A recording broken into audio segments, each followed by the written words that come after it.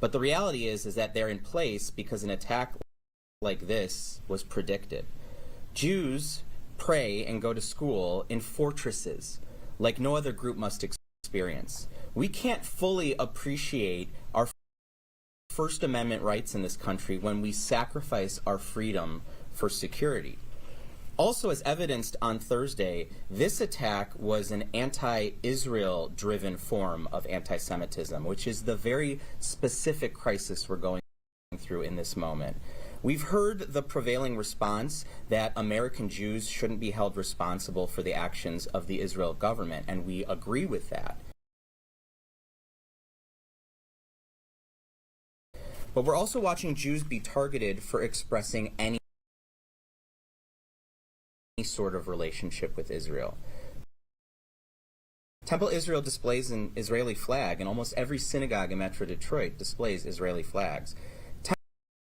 Temple Israel is built so that the sanctuary faces towards Jerusalem, just as every synagogue in the world faces towards Jerusalem, because that's the direction in which Jewish people pray. Congregants in Temple Israel pray for the welfare of the land of Israel and its inhabitants, because that's in the daily and weekly Jewish prayers in Reform, Conservative, and Orthodox Judaism.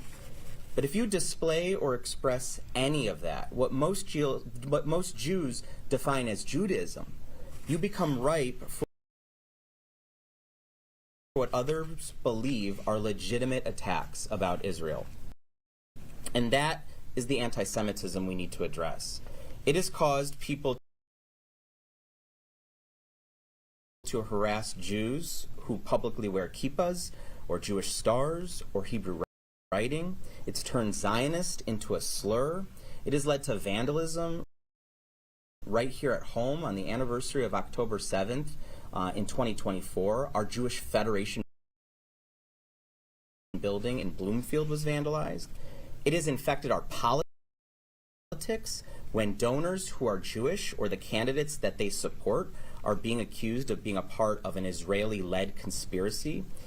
And it's the reason murderers have killed people here in America, including an 82-year-old woman in Boulder who was lit on fire for peacefully advocating for Israeli hostages, and 2 young diplomats who were shot dead for attending an event at a Jewish museum in D.C. Because training and preparation and sheer luck, all 140 children in Temple Israel went home to their families on Thursday. And it's highlighted the heroism of allies, including the security staff at Temple Israel, and of course the Chaldean community, which welcomed in all of the staff and children as a refuge from an active shooter situation. But this has also provided us with a rare opportunity as Jewish leaders in Michigan to spotlight this problem without stepping on anyone's grief, to illuminate, explain, and work to prevent the next anti-Semitic attack. Something is broken here.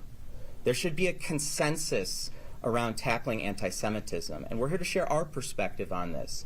This is not just a Jewish problem. This is a problem for all of us as Americans. Anti-Semitism illuminates a decay in society. It permits conspiracy theories to take hold, the greatest and oldest of which is anti-Semitism, and it makes violence an acceptable response in a civil society. So that's why we're gathered here today, really to share from our perspective what our community is going through and propel others to join us in a response to prevent the next one. And I want to hand it off now to State Representative Noah Arbit. Thank you, and thank you for being here. This has been an incredibly challenging time for my community, as it has been for all of us here today. I'm the state representative for West Bloomfield and for Temple Israel. This was an attack on my home in more ways than one. My parents were married at Temple Israel. I went to Hebrew school at Temple Israel. I was bar mitzvahed at Temple Israel. And one day, God willing, I hope to be married at Temple Israel. Temple Israel shaped me and made me the person I am today. It made me a humanist and someone who cares deeply about people who are different than me. It is the kind of place that cultivates proud Jewish leaders who feel called to repair the world. I didn't realize it until this week, but it's also a place I took for granted. It was just always there. ever present. But the prospect that it might not be has been more devastating than I can even express. The other place that made me who I am is West Bloomfield. I love West Bloomfield so much. It is not a place that gets a lot of notoriety, good, bad, or indifferent.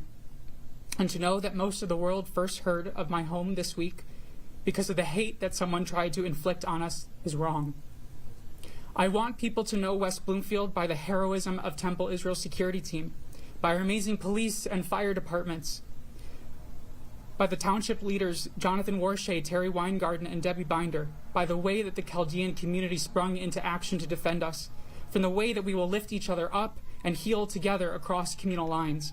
That is what defines West Bloomfield and makes it the amazing community that I love with all my heart and am so proud to be from and to represent. We are West Bloomfield strong. I was motivated to run for office primarily by two things: to give Greater West Bloomfield a stronger voice in the state capitol and to take on hate crimes. In my first term, I sponsored the Michigan Hate Crime Act and the Institutional Desecration Act. Because of these landmark laws, Michigan now has among the most stringent and toughest penalties for hate crimes against people and against houses of worship of any state in the nation. As proud as I am of these laws, clearly they are not enough to prevent anti-Semitic terror from reaching the very community I promised to protect. Prevention begins by better understanding the problem we face. Over the past decade and a half, American Jews have been told not to believe our eyes or our ears, as individuals and movements hostile to our very existence have grown in stature, support, and power.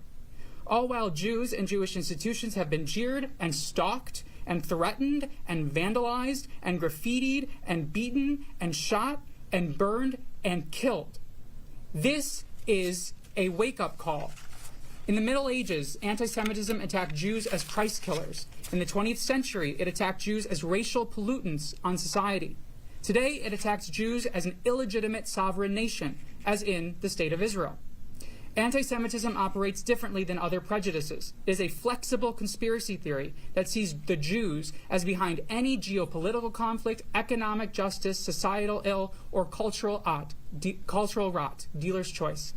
The most common anti-Semitic conspiracy theory today is that Israeli interests control the United States government through the Jewish diaspora, American synagogues, organizations like HIAS, and political outfits like AIPAC. This matters because the attack on our beloved Temple Israel should not be understood as an attempt to, quote, prevent Jews from worshiping in peace, but as someone attacking Temple Israel because we are a proudly Zionist congregation and support the State of Israel. When you attack a Jewish synagogue because you oppose Israel's military actions, that's anti-Semitism. When you vandalize a Jewish-owned business because you oppose Israel's leaders, that's anti-Semitism. When you hound and harass Jewish elected officials because they refuse to disavow their support for Israel as the nation-state of the Jewish people, that's anti-Semitism. To be clear, no one is saying that it's anti-Semitic to criticize Israel. There are many sane and rational ways that one can engage in critical conversations and debate about Israeli policies, politicians, or even the nature of American foreign policy toward Israel, as there is about any country, without invoking conspiracies that endanger Jews.